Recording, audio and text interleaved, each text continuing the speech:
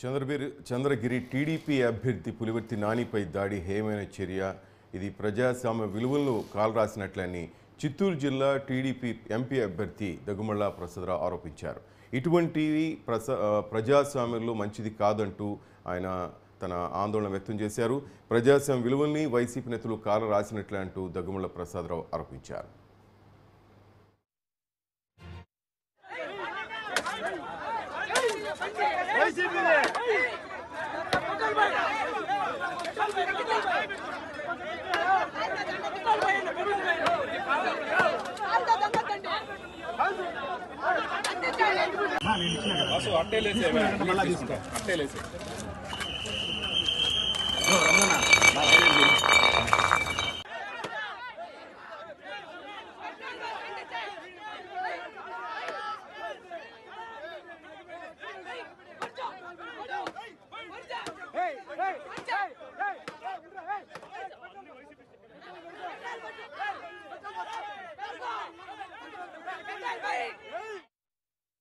Right, present అక్కడ situation మా చిత్తూరు జిల్లా రిపోర్ట్ హరిబాబు నాయుడు తెలుసుకుందాం.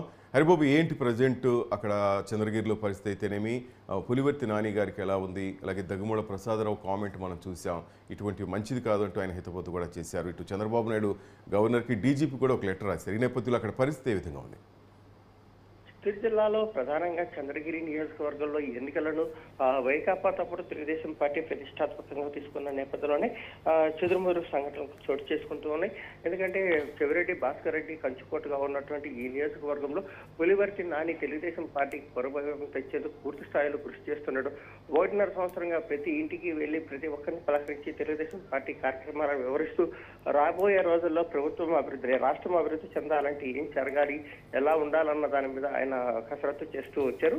ఈ నేపథ్యంలోనే తాజాగా జరిగిన ఎన్నికల్లో తాము ఓడిపోతామన్న ఒక భయం అయితే వైకాపా నాయకుల్లో స్పష్టంగా కనిపిస్తోందని చెప్పాలి శ్రీనివాస్. ఎందుకంటే అయితే ఎన్నికల శాతం పెరగడంతో పాటు తటస్థంగా ఉన్న ఓట్లు కూడా పెద్ద ఎత్తున ఈసారి పోలవడం, అందులో తెలుగుదేశం పార్టీ నాయకులు, కార్యకర్తలు వన్ సైడెడ్గా అంటే ఎలాంటి పరిస్థితులైనా ఎదుర్కొనేందుకు వాళ్ళు సన్నద్ధంగా ఉండడంతో ఒక భయానక వాతావరణాన్ని సృష్టించే ప్రయత్నాలు అయితే జరుగుతుంది.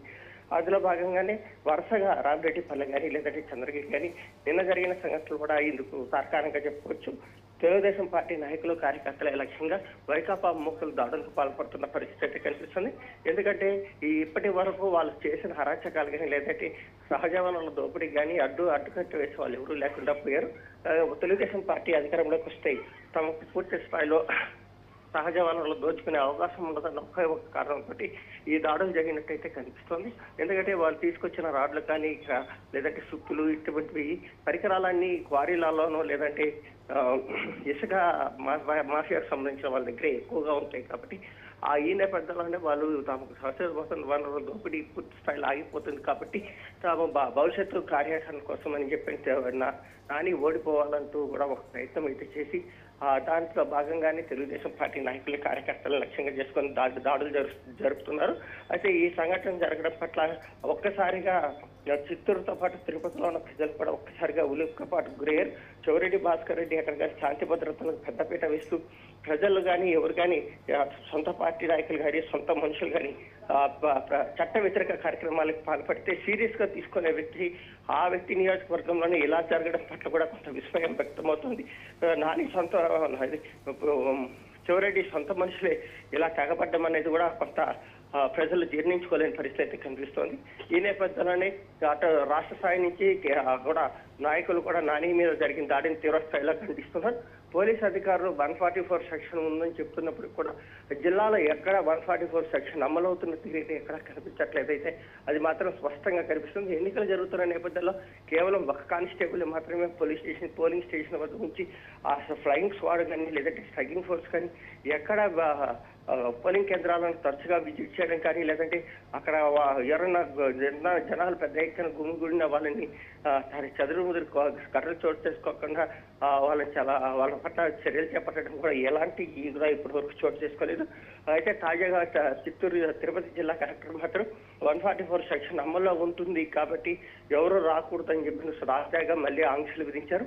ఇంకా పోలీసులు కలెక్టర్ ఆదేశాలను ఎలా పాటిస్తారనేది వేచి చూడాల్సిన పరిస్థితి అయితే నెలకొంది. Srinivas. Right, thank you Haribabu.